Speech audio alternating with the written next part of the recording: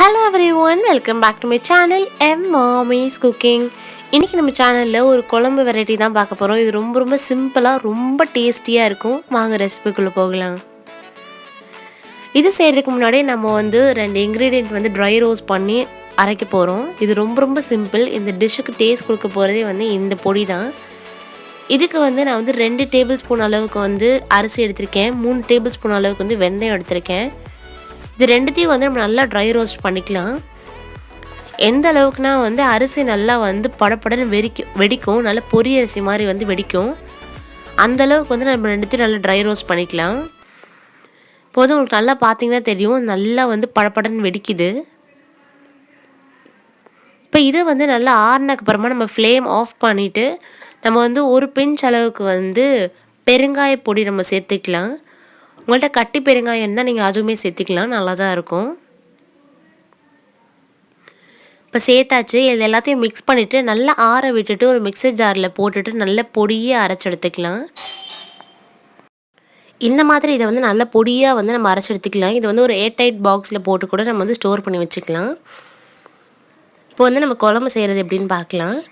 அதுக்கு நான் மண் பாத்திரத்தில் ஒரு 3லேருந்து 4 டேபிள் ஸ்பூன் அளவுக்கு நல்லெண்ணெய் எடுத்திருக்கேன். எண்ணெய் நல்லா சூடாகட்டும். நீங்கள் இல்லைன்னா கடலை கூட எடுத்துக்கலாம், பட் நல்லெண்ணெய் சேர்த்துக்கிட்டா ரொம்ப டேஸ்டியாக இருக்கும். இப்போ தாளிப்புக்கு 1 டீஸ்பூன் அளவுக்கு கடுகு எடுத்திருக்கேன். கடுகு நல்லா பொரியட்டும். ஒரு 1 டீஸ்பூன் அளவுக்கு சீரகம், ஒரு 1 டீஸ்பூன் அளவுக்கு உளுந்து எடுத்திருக்கேன், உடைச்ச உளுந்து. இப்போ உளுந்து நல்லா செவக்கிற வரைக்கும் நம்ம நல்லா வறுத்துக்கலாம். பார்த்திங்கன்னா எல்லாமே கடுகு வெடிச்சிருச்சு, உளுந்து நல்லா செவந்துருச்சு.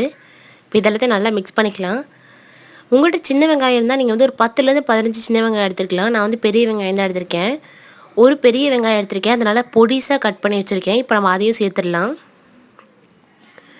வெங்காயம் நல்லா கண்ணாடி மாதிரி ஆகுற வரைக்கும் நல்லாவே மிக்ஸ் பண்ணிக்கலாம். இப்போ வெங்காயம் நல்லா கண்ணாடி போல் ஆயிடுச்சு. இப்போ இதில் 2 பச்சை மிளகா கீரி சேர்த்துருக்கேன்.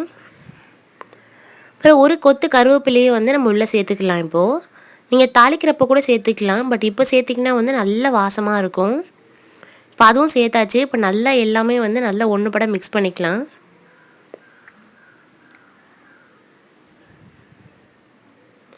இப்போ எல்லாத்தையும் நல்லா மிக்ஸ் பண்ணியாச்சு. இந்த டைமில் நான் 5லேருந்து ஒரு 6 பல் பூண்டு நல்லா இடித்து வச்சுருக்கேன். நீங்கள் கட் பண்ணி கூட சேர்த்துக்கலாம். இப்போ இதையும் நம்ம உள்ளே சேர்த்துடலாம். பூண்டு எவ்வளோக்கு எவ்வளோ நம்மளோட சாப்பாட்டில் சேர்க்குறோமோ அந்தளவுக்கு ரொம்ப நல்லது. இப்போ இதையும் நல்லா இதோட பச்சை வாசனை போகிற வரைக்கும் நல்லா மிக்ஸ் பண்ணிக்கலாம். இதில் நம்ம சீரகம் பூண்டுலாம் சேர்த்துருக்கோம். ஸோ குழந்தைக்கு ரொம்ப நல்லது, குழந்தைங்களுக்குலாம். இப்போ நான் 1.5 தக்காளி அளவு மிக்ஸி ஜாரில் அரைச்சி வச்சுருக்கேன். நம்ம இந்த மாதிரி அரைச்சி சேர்க்குறதுனால குழம்பு நல்லா திக்காக இருக்கும் வெட்டி சேர்க்குறத விட. இப்போ லேசாக மிக்ஸி ஜாரில் தண்ணி சேர்த்துட்டு அதையும் நம்ம உள்ளே சேர்த்துக்கலாம். இப்போ இதில் பச்சை வாசனை போகிற வரைக்கும் நம்ம நல்லா மிக்ஸ் பண்ணிக்க போகிறோம். ஒரு 3லேருந்து 4 நிமிஷம் ஆகும் இதோட பச்சை வாசனை போகிறதுக்கு. இப்போ கொஞ்சமாக தண்ணி சேர்த்து உள்ளே சேர்த்துக்கலாம் நம்ம. இப்போ இதை மூடி வச்சுட்டு ஒரு 3லேருந்து 4 நிமிஷம் வரைக்கும் நம்ம மூடி வச்சிட்டோம்னா கொஞ்ச நேரத்துலேயே இதில் பச்சை வாசனை எல்லாமே போயிடும். நல்ல வாசனையாக இருக்கும்.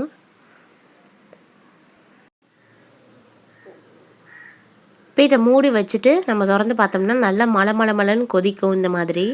இப்போ நம்ம மசாலா பொருட்கள்லாம் சேர்த்துடலாம். ஒரு 1/2 டீஸ்பூன் அளவுக்கு நான் மஞ்சள் தூள் சேர்த்துருக்கேன். 1 டேபிள் ஸ்பூன் அளவுக்கு மிளகாய் பொடி, சில்லி பவுடர். அப்புறம் 2 டேபிள் ஸ்பூன் அளவு வீட்டில் அரைச்ச குழம்பு மிளகாய் பொடி. அப்புறம் ஒரு டேபிள் ஸ்பூன் அளவுக்கு மல்லிப்பொடி, கொரியாண்டர் பவுடர். கொரியாண்டர் பவுடர் நம்ம மல்லிப்பொடி சேர்க்குறதுனால குழம்பு நல்லா திக்காக இருக்கும், ரொம்ப நல்லாயிருக்கும். இப்போ இந்த குழம்புக்கு தேவையான உப்பும் நம்ம இப்போவே சேர்த்துடலாம். இப்போ இது எல்லாத்தையும் நல்லா மிக்ஸ் பண்ணிக்கலாம். இதோட பச்சை வாசனை போகிறதுக்கு ஒரு 7லேருந்து 8 நிமிஷத்துக்கு மேலே ஆகும். இப்போ இதை நல்லா மிக்ஸ் பண்ணி விட்டுட்டு நம்ம இதை மூடி வச்சிடலாம். பார்த்திங்கன்னா நல்லா நல்ல பச்சை வாசனை போய் எண்ணெயெல்லாம் நல்லா பிரிஞ்சு வந்திருக்கு. இந்த டைம்லேயே நமக்கு தேவையான அளவு நம்ம தண்ணி உள்ளே சேர்த்துக்கலாம். நான் இன்றைக்கி 1 கப் அளவுக்கு தண்ணி சேர்த்துருக்கேன். இப்போ இதையும் நல்லா மிக்ஸ் பண்ணி விட்டுட்டு நம்ம மூடியை லிட் போட்டு க்ளோஸ் பண்ணி வச்சுக்கலாம். ஒரு 7 நிமிஷம் கழிச்சு நான் திறந்து பார்க்குறேன். எண்ணெய் நல்லா பிரிஞ்சு வந்துருச்சு. ஒரு நெல்லிக்காய் சைஸ் அளவுக்கு வந்து புளியை வந்து நான் கரைச்சி வச்சுருக்கேன். இப்போ இதை வந்து நல்லா வந்து உள்ளே சேர்த்துக்கலாம். இது சேர்த்த உடனே நல்லா மலன்னு கொதிக்கிற அளவுக்கு வந்து நம்ம வந்து ஹை ஃப்ளேமில் வச்சு நல்லா மிக்ஸ் பண்ணியாச்சு. இப்போ நம்ம ஃபஸ்ட்டில் நம்ம அரைச்சி வச்சுருந்தோம் இல்லையா, அந்த பொடியில் வந்து நம்ம வந்து ஒரு டீஸ்பூன் அளவுக்கு உள்ளே சேர்த்துக்கலாம். ஒரு 1லேருந்து 1.5 டீஸ்பூன் அளவுக்கு சேர்த்துக்கலாம். இதுதான் வந்து இந்த டிஷ்ஷோட சீக்ரெட் இன்க்ரீடியன்ட். இப்போ நம்ம பார்க்க போகிறது கொஞ்சமாக வந்து சர்க்கரைனா வந்து நாட்டு சர்க்கரை சேர்த்துக்க போகிறேன்னா, இது வந்து டேஸ்ட்லாம் வந்து பேலன்ஸ் பண்ணி கொடுக்கும். ஸோ ரொம்ப டேஸ்டியாக இருக்கும். இதை வந்து ஒரு 2 மணி நேரம் கழித்து நம்ம சாப்பிட்டோம்னா ரொம்ப திக்காக நம்ம குழம்பு ரொம்ப டேஸ்டியாக இருக்கும். இப்போ இது பார்த்தீங்கன்னா நல்லா திக்காயிடுச்சு. உங்களுக்கு இந்த வீடியோ பிடிச்சிருந்தா மறக்காமல் லைக் பண்ணுங்கள், கமெண்ட் பண்ணுங்கள், ஷேர் பண்ணுங்கள். தேங்க்யூ ஃபார் வாட்சிங். பாய்.